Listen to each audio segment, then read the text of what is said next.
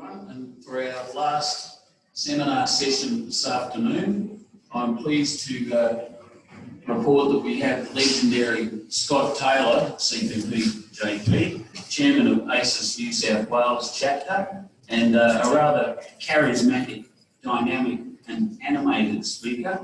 And he will speak this afternoon, on defeating access controls using social engineering.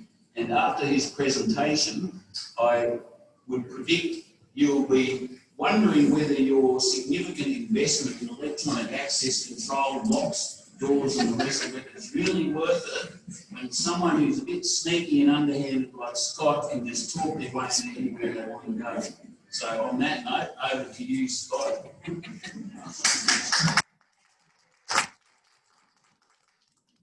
Firstly, thank you for that absolutely no pressure introduction whatsoever.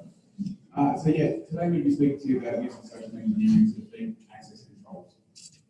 At its base level term, base level comment is if some of the things that I'm going to discuss with you today doesn't make you feel a little bit uncomfortable, I'm not doing my job correctly. So some of the items we want to talk about with this, is to discuss, I suppose, give you an overview first about what social engineering is. Whilst the technological definition there is going to say using psychological manipulation and perception in human interaction to influence people to take actions and reveal information they may or may not be in their best interests. In essence, what we're going to run through today is giving you some base elements as to what's involved with social engineering and I suppose some of the successes and failures for businesses as a result of some of these things. To give you some of the basic context, I will do this, and before I delve into the current framework and what's occurring with businesses, let's talk about some of the best social engineers in the world. Some of the best social engineers in the world are not the people that are well-educated, articulate, sneaky, spy language type people. Some of the best social engineers in the world, range between the ages of 5 and about 11. So, to paint a mental picture in your mind moment now, daughter comes up to mum and says, "Mum, I really want to get this. I'm keen to get this goal. Please, can I get this goal?" Mum says, "Look, it's okay with me. Just go and ask your father." So the daughter comes running in today, sitting on the lounge, comes in, "Daddy," the hug, the kiss, the direct eye contact. "This is something I really want to get." Mum said, "It's okay if you said it's okay." This is social engineering at best. The key principles underlying that, like aside from the general ones, include proxemics, so it includes touch, the benefit of touch, and how that influence as well. Social acceptance. Mum said it's okay, so it's up to you. This pressure is on you and your own motives. So it's very core element with this, and with some of these items. Those are some of the parts, I suppose, some of the underlying elements that we do. I'll give you that example rather than something you used to. I might have illustrate point. So some of the things that get utilised with these are things such as adornment, pretext, elicitation, and a range of other things. The more successful with social engineering that the preparation happens, pre some of these site attendances are able to well affect the preparation, the more successful it is. Adornment in essence is the use of uniform, how I'm dressed, how I'm the appearance. The classic part, you listen to it a lot, I suppose a lot of related content in the post will be, if you've got a Telstra vest on, you're getting it anywhere. Not a lot's changed. From the adornment point of view, normal adornment is in essence, and the attire that we do is representing not only people from a position of authority, but people have a right to know, or people where there's a position of trust. So that's why police, fire, a range of other sort of things in that sort of appearance is getting open access to premises. A range of different like other parts of adornment happen as well from the badging. But those parts, the physical parts, that's the second and third tier. It's what starts well truly before that. When we're jumping on your LinkedIn and having a look at if you're the person that I want to get some information from, who's your second and third tier contacts? How many of those can I get some friend requests to? So by the time I'm reaching out to you, I'm already liking the posts that you like, I'm already following the pages that you follow, I'm already connected to 30 of your friends, and 4 or 5 of those friends are the ones that align with your social media activity. You like me. I want you to like me. So that's some of the basic principles we have behind this. Some of what I'm going to say, the arsenal here of things at the moment: pretexting, phishing, baiting, and tailgating. There's a couple of basics. Pretexting is a scenario, what we get together, the backstory. When we get to the end of this and tie some of this together, I'll give you 2 or 3 different examples about the different levels of pretext and the work that goes behind that. But in essence, the combination of everything, the research that we use, the words, the verbiage that we use, how we're attired, how I interact with you, as that element coupled with that story that helps people with their success. And I'll give you some examples of the different body language clusters and how we adjust those sort of things. But before I even do that, I need to work out, are you the sort of person, if I wanted to get into your premises, do I need to come in with my shoulders back, chin up with correct authority and pointing head over? Or do I need to actually come in a submissive type position? So I'm going to roll my shoulders, I'm going to point with my hand, my palm up, and while I'm speaking with you, because I want to hit your quiet button and use the be superior, I start doing some softness, I touch my clothing, I hear these sort of second gestures. The things that put you at ease with them. These are the things that get intertwined with the information and research we've done. So at the end of the discussion, you like me. You don't know why, but you've got that natural feeling. So pretexting is fabricating the believable scenario or story, giving like the best information for the behind why I'm there. Fishing, I'm sure we've all heard of, like you're sending the malicious emails, wanting you to take some action. And, spear fishing part of that, specifically targeting some of that information. So it's aligned to like people in the organisation, specific information, enhancing my chance of your person clicking on that button. Making these things such as USB sticks and that as well. And sometimes when I do these discussions, I'll look out and say, we're all security professionals here. Please somebody put their hand up and tell me what you've told your children if they see a USB stick in the garden in your school. I've got to tell you, not once have I had somebody say, actually, here's what I tell my kids. If your kids have got a right color USB stick on the set that says like movies or Marvel or Batman or whatever on it, that's going home into your computer. So the other one is obviously tailgating. The tailgating, which we all know is falling into these areas. And part of with this now, I know there's a range of people in here. They're going to be looking at you saying, yeah, that's why we've got these things in place, and what we've got obviously the tailgating detection processes in place. But at its base level, regardless of the framework, the infrastructure we have in place, we need to make sure that we've got the right challenging culture in place, because regardless of, and this is the Scott Taylor movement for these sort of things, I look at the security routines as being a combination of hardware, software, and webware. Hardware is our technical we've got in place, our software is our policies, our procedures, but if the webware, the people who've got it in that site, and the organisational culture doesn't align with this framework and making use of what we've got, the other part for debating the mission is, and you don't need to answer, but think for a second.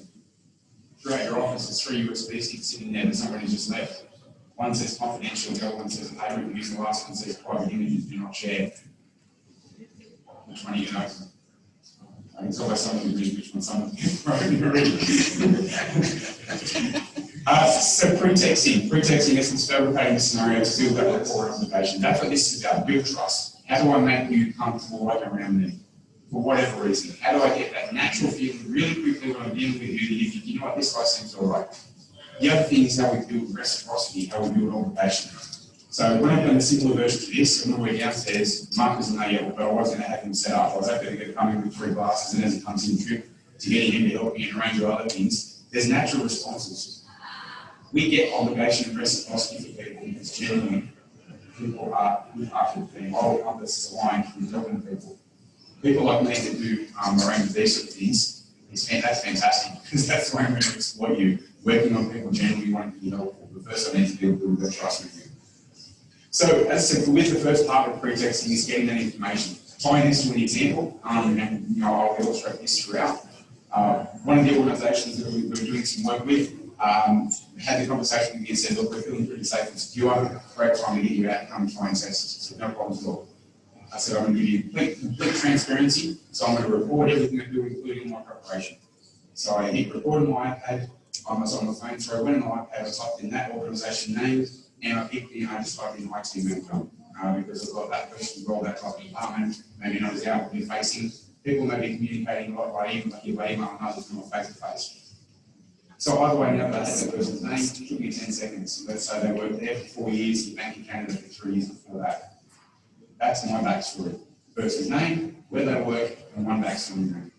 The only reconnaissance I did for this site, and yes, this is one of the top 4, was that I went to the site, I was on site for exactly 15 minutes. All I wanted to do was to see people in those areas, staff area, and how are they dressed.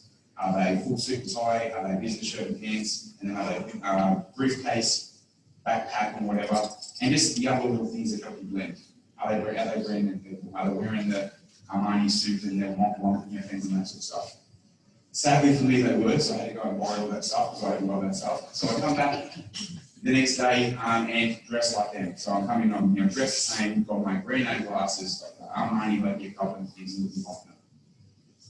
I'd seen yesterday when I just looked in the premises that there was 2 security guards in fixed positions and 1 was rotating. Is that 5 minutes ago or last that? When I spoke to that guard then, who was like, I saw was like similar to my age, and all I did was walk over him where he was in a fixed position. I stood beside him. I said, look, I've seen here, I can only speak to you for a sec. I don't want to block your view. I've seen the movies and what you guys are like the Jason Bourne type stuff, you may have a wide, what do you guys say, vision sector and these sort of things. Can I just ask, I know I did this boring and stuff, but I want to be like you. How do I get into security, mate? I know you're probably ex-military and those things, but how do I start a bit from you to be like you? The response instantly to that was to gain about 20 kilos of muscle, stand tight and say, oh, it's not about having you on, mate, it's the way you work, it's the way you engage. So I knew I was going to get quite an ego trigger with this guy, so straight away I had him. So then I started, oh, fantastic, you want martial arts background and things? Oh, I know, well, the verbs that you do and all that martial arts, keep feeding him. I've got to say, if I've been sober 8 before, you must get sore feet standing in this one spot, brother. Because now, as he's talking to me, I'm changing the verbiage. Now we're mates, and these sort of things as well. So, no, that's like we rotate. I rotate with John. John will go with Bob, and Bob and loading dog. It's normally about every 9 minutes, so it's not too bad. Oh, that's loading dog. Is that when the money delivery comes and those sort of things? Is that, oh no, once a day with that, Bob's like, could be back. So then I started saying about it's hot weather in the it's stunning women in the foyer. You guys go to the C6 living room. That's probably my only weakness with this sort of stuff. Eddie's the only one that goes, he covers the 1 to 2 month break. I was doing this guy for 15 minutes on your guard rotation, what location, what area, what system they have in the range of things. All because it didn't look like a criminal. So when I said that and don't look like a criminal, and a couple of people did, it just went like that. Great, what does the criminal look like? So that information, that approach, showing with things as well, that was just getting some basic information, and I had that backstory, so that person's name. So I'm also one of the cocky, stubborn type people that think I'm going to do my best, like I've got that level of authority when I'm doing these things. There's a staff entrance, like you'll be at this premises, I ain't going to do the person there. There is a security guard station there who stop dollars with the stopping people come through the unauthorized access. So me being stubborn bugger, stops at Starbucks, grabs 3 coffees, has the person's name, and if I'm going to drive over to premises, I'm going to come there 7 to 10 minutes past the hour at any hour, and I'm going to come around that corner with a stress look on my face. So I can tell you with the majority of organisations, and I can tell you from doing this, and over the last 10 years, I'm sitting at 100% strike rate. Because if I walk around that corner and I've got 3 copies, I've got somebody's name that I'm using their first name, I seem confident and I blend in, your people are going to back me straight. So I had my story ready. I know Robin ran 2 minutes late, she was a real bitch when we worked together with Bank of Canada, just to cover it just in case. Do you think I needed it? I walk around the corner with the stress of carrying 3 copies. We're naturally helping people. My stress, my anxiety, my emotions, that reflects, you absorb part of that, and you've got a natural response. So the body language, when I look at this stuff, if I'm doing all these things, like attention to drawing others, like as a kind of stress and anxiety with 3 copies, it swipe through. The second part of that was the lift opened up. What I didn't know, like at that time, was the swipe access to get to the 2nd floor. So while most people would think, this is the end of this story, not for a stubborn bugger like me.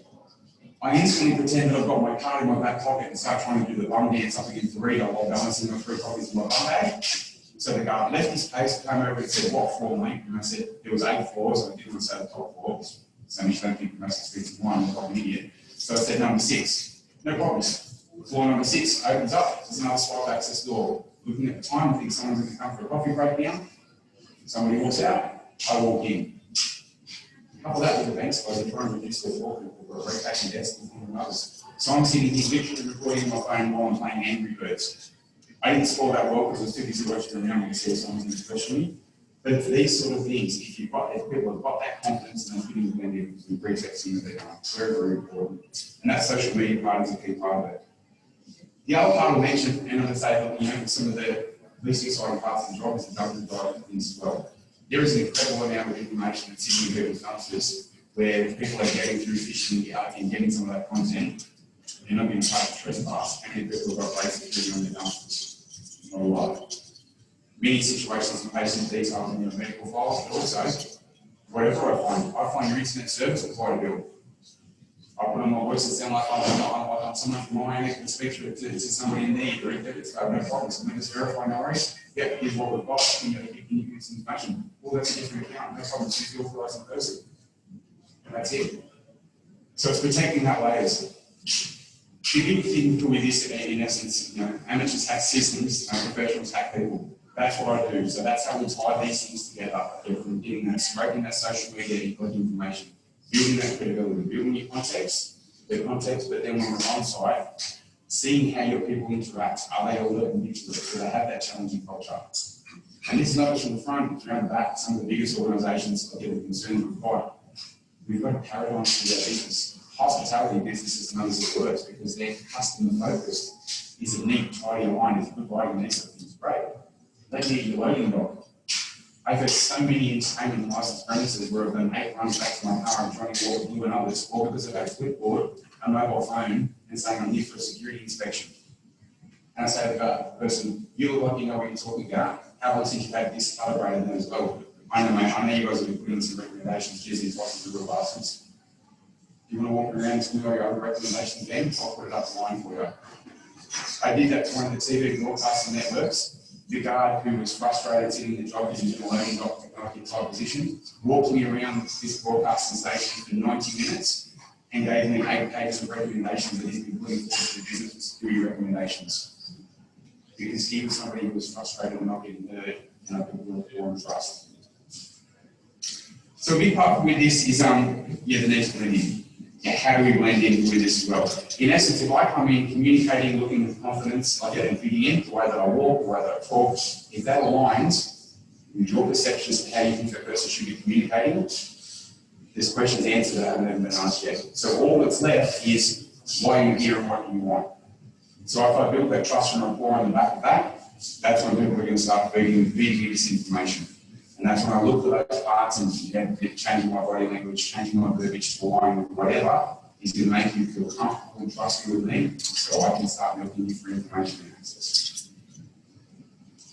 The other part as well we say about things like, and I'll touch on social acceptance as well. Social acceptance, like these things when you're dealing with people is in asking for that reciprocity, I mentioned before about reciprocity. So that general moral compass. If I'm coming with stress and anxiety, the base generic level for people is they're going to want to help. I want to relieve your stress. I don't want to put myself out too much. But if I can do something quick and easy to do that, I want to work with you to relieve the stress. Great. Swipe in here and tell me about this. I want to know.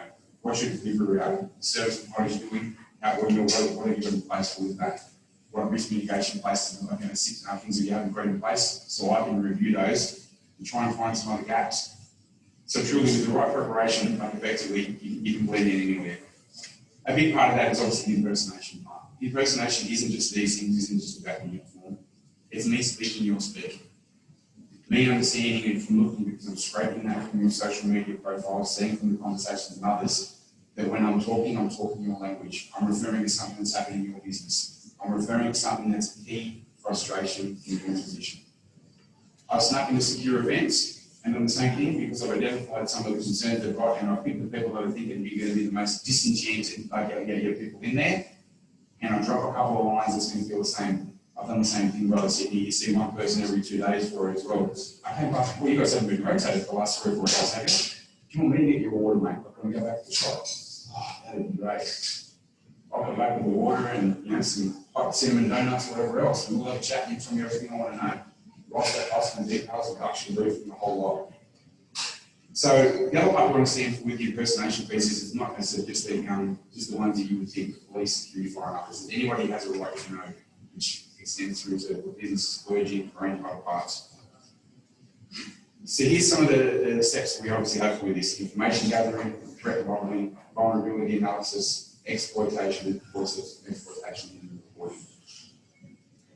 But let's talk about some of the stages with that and some of the other unique attack vectors that I have.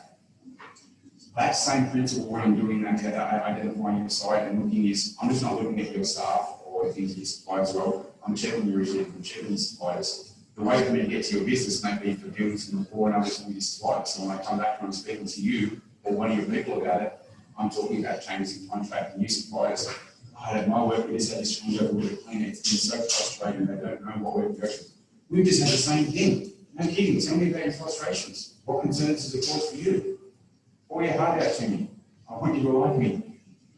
So that visual liking, we like what's familiar. The part that I don't think people realise is this is a chemical reaction. If I can do the right combination of my body language, and you'll see things in front of anybody I've dealt with now from speaking to you from a business development point of view, you go, I know what you're doing. But that's exactly like the same thing from a business development point of view. So I go for business development sessions on various products, and before I'm doing that, I'm doing the same things, open source information, getting that background, and I'll go in, drop 1 or 2 facts that I know you can build a rapport, and as soon as I see your adjustment, I'm going to mirror your body language, and you walk away going, there's something I feel comfortable with that guy. Right. It's exactly the same thing we do with that vulnerability, the vulnerability and penetration testing as well. So checking for witness suppliers and angular flux, that's part of our reconnaissance. We look at multiple factors. From the social media point of view, if I can tell you the average with the clients in day, so for those sort of services, it's about 60 fake social media accounts will set up. And so the target people we're looking at will get invitations from professional people, sport people, people who may like the same sort of like your things as when we find hobbies, such an underutilised element of the things looking for hobbies to build rapport. Some flirtatious girls like you have, like your nice profile pics, whatever, and we'll build conversations. And those conversations can go from like you can some of these flirtatious ladies to what is your dress, I'm not sure how it looks, I don't want to show my friends, what do you think? I send you a picture. You look great. A couple of days later, got this nice bikini, you go from there, you can shoot it to setting. As soon as I get that compromising information, it's by John Smith, like you with 2 kids or whatever, I need to get this information or access to your server, or all 437 Facebook friends, including Nancy, he's going to be in these pictures. Very good information. Not a nice pleasant thing, but it's part of what happens. So part of what we need to cover for. No, I'm not going to run through them. This slide is just small enough that you have to squint in because I don't want your attention on that because I want to step through part of it. We've all heard the totality and message like your body language, clustering and these sort of things and the benefits like you can do that. What we don't understand or really place additional weight on is the things such as the micro expressions. The things that you do register that you don't realise that you register. So yes, the generic clusters for things as well for on a submissive for a stance, how I alter with my position being played onto you or being on an angle, but the soft gestures, and I really hate to say this because it sort of gets back to my wife, which is well and truly above my weight. All this is what I did to get my wife liking. The gestures that we use, the same sort of things are the things that you can try the Alan P stuff and the Dale Carnegie stuff for influencing people in that as well. If you're a bald-headed dude with tattoos and beards and these sort of things, the initial boarding stuff's not easy. You need to do these soft gestures and stuff like that. Later, you'll probably draw the soft in your face. He's all right, he's not that rough. It's exactly the same sort of thing. The non-verbal verbals are very, very important. How we use our body language. How we do those, so like the classroom between things like emblems and that as well. It's not just your gestures, the emblems. You know the ones we know that, yeah, this is okay, and oh, my tongue is not well. It's those sort of things. Just the natural things that we build in with the interactions with people. But you manipulate and you're aware of those. I know if I'm dealing with somebody that I need to do that and I want to show frustration or others, I clench my jaw, I purposely try and touch on my neck and subconsciously expansions on the vein of the side of the neck indicate agitation and a range of other things. That's not when you notice. You notice this dude come around the corner holding 3 cups of coffee and seemed really frustrated, so I let him straight in. He was dressed all right, he knew Nancy, so I'm sure he was okay. I think he said they even worked together at the Bank of Canada.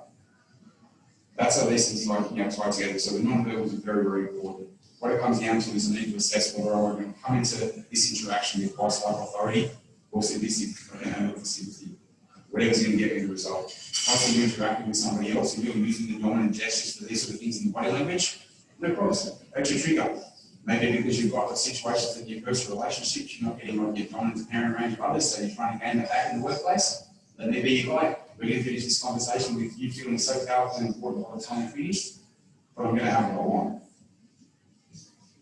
And it's basically what we this. People like people that like them. And that's what I was saying to you about that chemical level, that scientific level. When somebody really likes you, that dopamine, that oxytocin, that feeling you get, not only is that initial rush, it's a feeling of reward, you want more.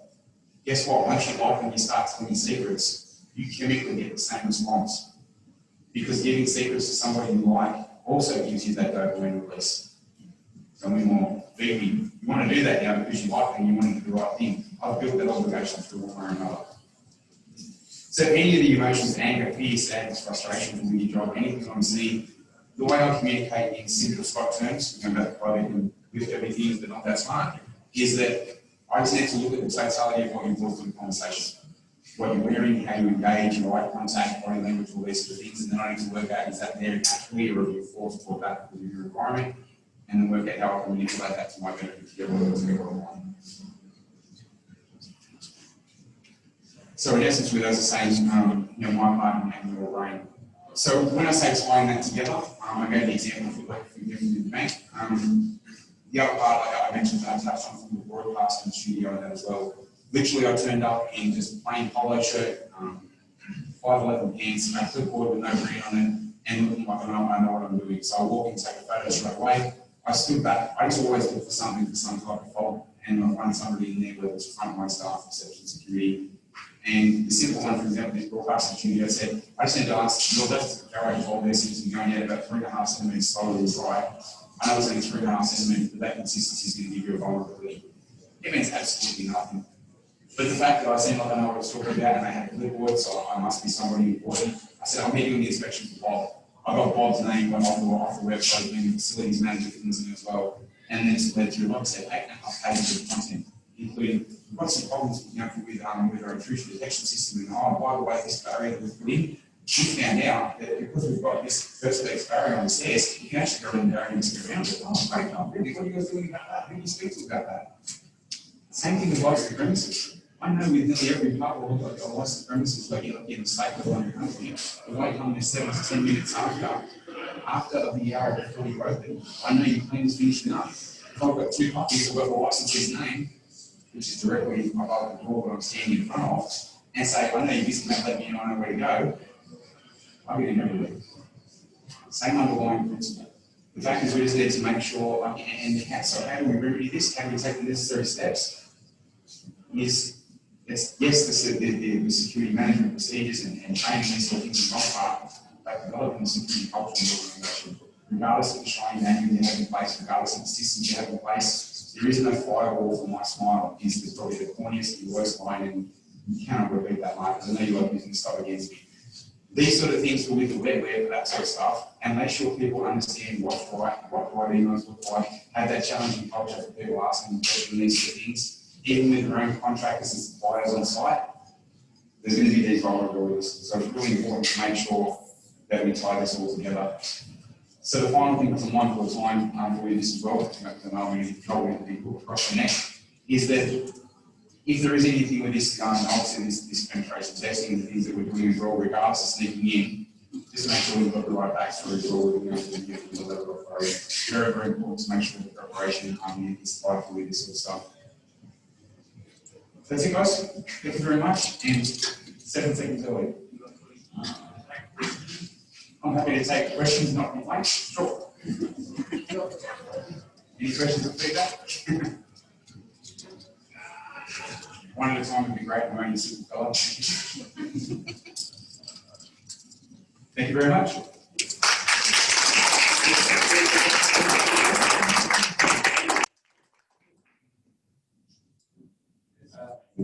That was a rather condensed version of a presentation that I had the pleasure of attending with Scott at another venue. But anyway, my main recommendation for you is I hope you've got a photo of him and you can put a big blown up version of it behind the guard desk at your main reception point so that he doesn't charm you. And but what, of course, Scott has outlined here as well, the classic techniques of human intelligence collection. And I think Gladys Berejiklian found that too across and recently. And there's also been various other cases like Sam Dasjari and David Coombe and Joel Fitzgibbon, and the list goes on. So anyway, I think that your approach there is absolutely fascinating, Scott. You underline how it is possible to defeat various sophisticated levels of physical and electronic security by social engineering. by looking like you belong. And I see Mark Goldsby there as well. I remember your story about the hand truck and the white goods at a certain major department store. Just had to look the part, and they didn't even challenge you until him and his mate had cleared out after the white goods floor. And then there was the other one with the, anyway, I won't go into that. But yes, so on that, I think Scott is very persuasive, charismatic. Keep an eye out for him. And if he wants an alternative career, there's a building just down here on the left where he might be suited for a position with the other ASIS on the top floor of the RGKC building. But anyway, thank you very much indeed, Scott, also for your continuing commitment to security professional development as a volunteer leader of ASIS International. And as a token of your contribution, we are pleased to present you with this nicely framed certificate, which can also go straight to the ballroom.